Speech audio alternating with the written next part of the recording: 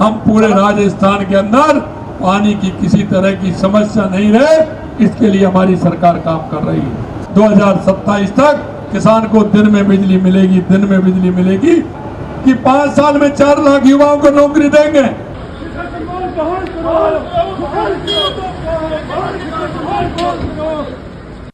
यमुना का पानी शेखावाटी में लाने के लिए डीपीआर बनने का काम शुरू हो गया है। ऐसे में मुख्यमंत्री भजनलाल शर्मा भी 3 दिन के शेखावाटी दौरे पर हैं।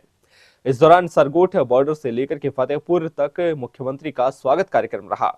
सीकर पहुंचने पर भाजपा नेताओं और कार्यकर्ताओं के साथ ग्रामीण जनों ने भी उनका स्वागत किया। सीएम ने यहां लोगों को संबोधित कर जल्द ही यमुना का पानी शेखावाटी को मिलने की बात कही। इस दौरान मुख्यमंत्री भजनलाल शर्मा ने बाजोर गांव में लोगों को दोनों हाथ खड़े करके भारत माता की जय बोलने को कहा। इस दौरान कुछ लोगों ने पंजा दिखाए तो सीएम ने कहा कि ये पंजा मत दिखाइए, इस पंजे ने देश और प्रदेश को गंजा कर दिया है। सालासर बालाजी की मुट्ठी का बांधो, फिर भारत माता की जय बोलो। सीएम ने यहां लोगों को संबोधित कर जल्द ही यमुना का पानी शेखावाटी को मिलने की बात कही। सीएम यमुना समझौते पर बोले कि हमने कहा था कि शेखावाटी में यमुना का पानी लेकर के आएंगे। हम योजना बना रहे थे कि बीच में ही हरियाणा के चुनाव आ गए, अब जल्द ही यहां पर यमुना का पानी आएगा। उन्होंने विपक्ष पर भी जमकर निशाना साधा। सीएम ने कहा कि वे हमसे पूछते थे कि यमुना का पानी कैसे आएगा, कितना आएगा, वो हमारा काम है कि पानी को कैसे लाया जाए। उन्होंने कहा शेखावाटी में यमुना का पानी आएगा और यहाँ के किसानों को फायदा मिलेगा। आपके यहाँ ये देखने के लिए कि कौन से काम ऐसे हैं जो होने चाहिए, इसके लिए मैं आपके बीच में आया हूं, क्योंकि अभी कोई चुनाव नहीं, क्योंकि कांग्रेस के लोगों ने यह स्थिति पैदा की कि जब भी वो आते तो चुनाव के समय आते, उनको जनता से कोई लेना देना नहीं। मैं आपको कहना चाहता हूं मेरे भाई और बहनों कि हमने जो हमारी 16 महीने पहले जो हमारी सरकार आई थी, आप लोगों ने जिस विश्वास के साथ राजस्थान में हमारी सरकार बनाई, हमने आपको जो संकल्प पत्र में वायदे किए थे, हम हमारे एक एक संकल्प पत्र के वायदे को पूरा कर रहे हैं। और वो मैं इसलिए कहना चाहता, हमने कहा था कि राजस्थान के अंदर सबसे पहले आवश्यकता है तो पानी की है। हम राजस्थान के अंदर हर क्षेत्र में पानी की व्यवस्था करेंगे। आपने देखा होगा हमने ईआरसीपी राम जल सेतु योजना के लिए काम किया। हमारी सरकार बनते ही उसके हमने एमओयू किया और आपने देखा होगा 1 साल पूरा होने पर ईआरसीपी का शिलान्यास देश के यशस्वी प्रधानमंत्री नरेंद्र मोदी जी ने किया। नरेंद्र मोदी जी ने किया।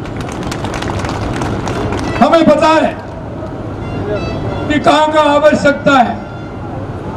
दूसरी पानी की सबसे बड़ी आवश्यकता हमारी थी शेखावाटी, और शेखावाटी की इसलिए कि यहाँ का किसान मेहनत करता है, यहाँ का किसान मेहनती है, संस्कारित है, विचारवान है, और इसलिए मैं कहता हूं कि यहाँ का हमारा किसान खेती करता है और उसका बेटा जो जवान है वो सीमाओं की सुरक्षा करता है।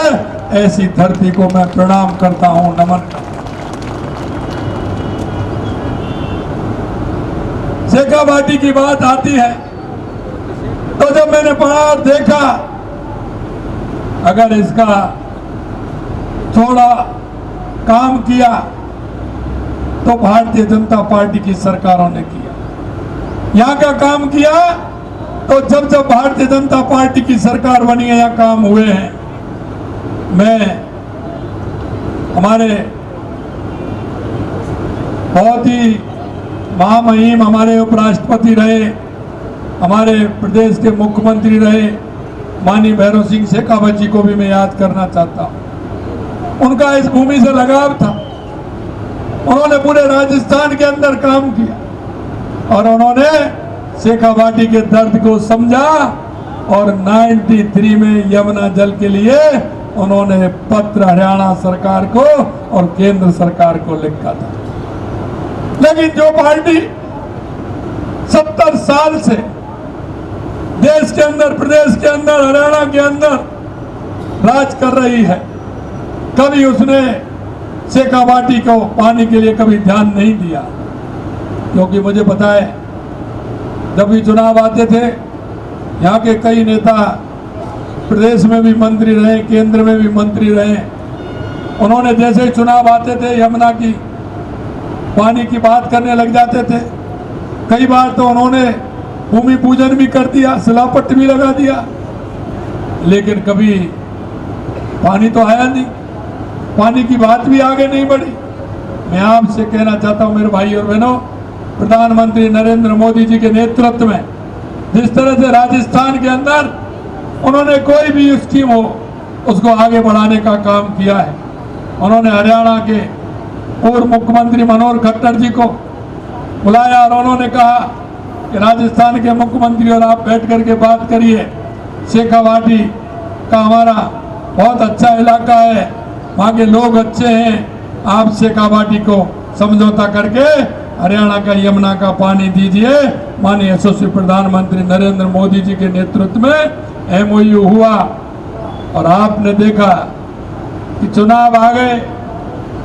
कांग्रेस के लोगों ने हमसे विधानसभा में कहा कि आपने समझौता किया है, कब तक पानी आएगा, कितना पानी आएगा, यहाँ यमुना का पानी आवश्यक है, यमुना का पानी चाहिए।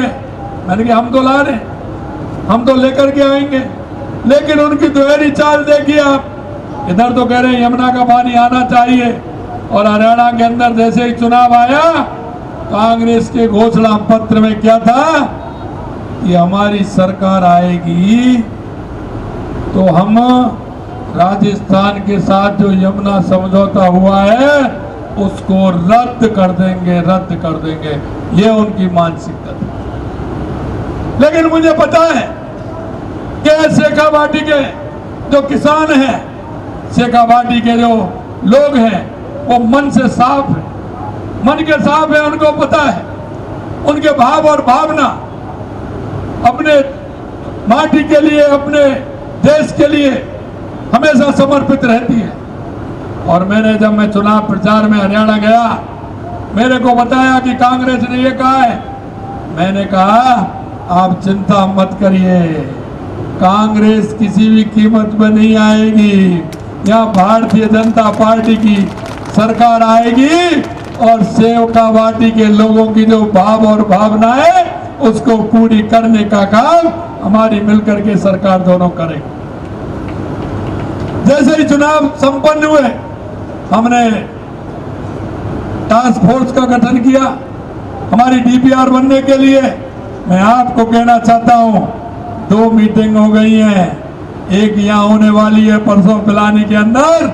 हमारी DPR भी बनेगी और शेखावाटी के लिए यमुना का पानी भी आएगा। ये मैं आपको विश्वास दिलाना चाहता हूँ।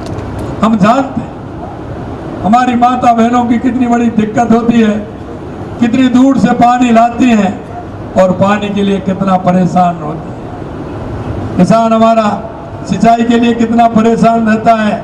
मैं आपको विश्वास दिलाना चाहता हूँ हमारा सिंचाई का पानी भी आएगा और हमारे पीने के लिए भी पानी आएगा। ये मैं आपसे कहना चाहता हूँ। मित्रों, इतना जरूर मैं आपसे निवेदन करना चाहता हूँ कि जिस तरह से शेखावाटी के अंदर अगर वो लोग आए, आपसे बातचीत करें, तो एक बात जरूर उनसे कहना, उनसे पूछना कि आपकी 70 साल में कितनी बार केंद्र में सरकार थी, कितनी बार राजस्थान में थी, कितनी बार हरियाणा में थी, आपने कभी यमुना जल के बारे में बात की क्या? शेखावाटी की कभी आपने चिंता की क्या? और अभी वो क्या कर रहे हैं? वो ट्वीट कर रहे हैं, वो ट्वीट कर रहे हैं कितना पानी आएगा, कितना आप देंगे। अरे भाई, हम तो जितना देंगे उतना देंगे, आप लोग कितना लाए ये तो बता दो पहले, आपने क्या प्रयास किया ये तो बता दो पहले। मैं आपसे मेरे भाई और बहनों यही मैं कहना चाहता हूँ, देश के यशस्वी प्रधानमंत्री नरेंद्र मोदी जी जिस थीम को लेकर के चलते हैं, वो किसान, युवा, महिला और हमारा वो मजदूर, उसे लेकर के चलते हैं। हम उसी दिशा में हमारी सरकार लगातार काम कर रही है। हमने यही नहीं किया। हमने ERCP में भी काम किया, हमने यमुना समझौते के लिए भी काम कर रहे हैं। हम इंदिरा गांधी नहर का भी 3400 करोड़ रुपए का बजट दिया है। हम माई डैम पर भी काम कर रहे हैं, हम देवास स्कीम पर भी काम कर रहे हैं, हम नर्मदा पर भी काम कर रहे हैं। हम पूरे राजस्थान के अंदर पानी की किसी तरह की समस्या नहीं रहे, इसके लिए हमारी सरकार काम कर रही है। आपने देखा पहली समस्या पानी की, दूसरी बिजली की। हमने किसानों से कहा है और लगातार हम काम कर रहे हैं। आते ही हमने 2,24,000 करोड़ रुपए के MOU किए और मैं आपको विश्वास दिलाता हूं 2027 तक किसान को दिन में बिजली मिलेगी, दिन में बिजली मिलेगी। यह भी मैं आपको विश्वास दिलाता हूं। मैं युवा भाई बहनों से कहना चाहता हूं, क्योंकि जब मैंने घोषणा की थी पहले बजट में, मैंने कहा था कि 5 साल में 4 लाख युवाओं को नौकरी देंगे, पहली साल में 1 लाख देंगे। हमारे कांग्रेस के लोग कहते हैं आप 1 लाख कैसे दे दोगे, ये तो संभव ही नहीं है। हमने कहा देखते जाइए कैसे दे देंगे। डायरी पेन जेब में रखिए, गिनती करते चलिए, आपको समझ में आ जाएगी हम कैसे दे रहे हैं। 69,000 नौकरियां दे दी हैं, नियुक्ति पत्र दे दिए हैं। जुलाई तक 1 लाख कर देंगे, आपको विश्वास दिलाते हैं। और युवाओं से कहना चाहता हूं 1,88,000 पाइपलाइन में है। हमने 1 साल का कैलेंडर निकाल दिया है, कब विज्ञप्ति निकलेगी, कब परीक्षा होगी, कब परिणाम आएगा और कब नियुक्ति पत्र देंगे। मैं कहना चाहता हूं हमारे भाई और बहनों से कि आप मन लगा के पढ़िए, मन लगा के मेहनत करिए और अपने पिताजी का सहारा बनिए, और जिससे कि आपकी उन्नति होगी तो हमारे प्रदेश की उन्नति होगी। इस दौरान मुख्यमंत्री का सीकर जिले में आगमन पर भाजपा नेताओं ने भव्य स्वागत किया।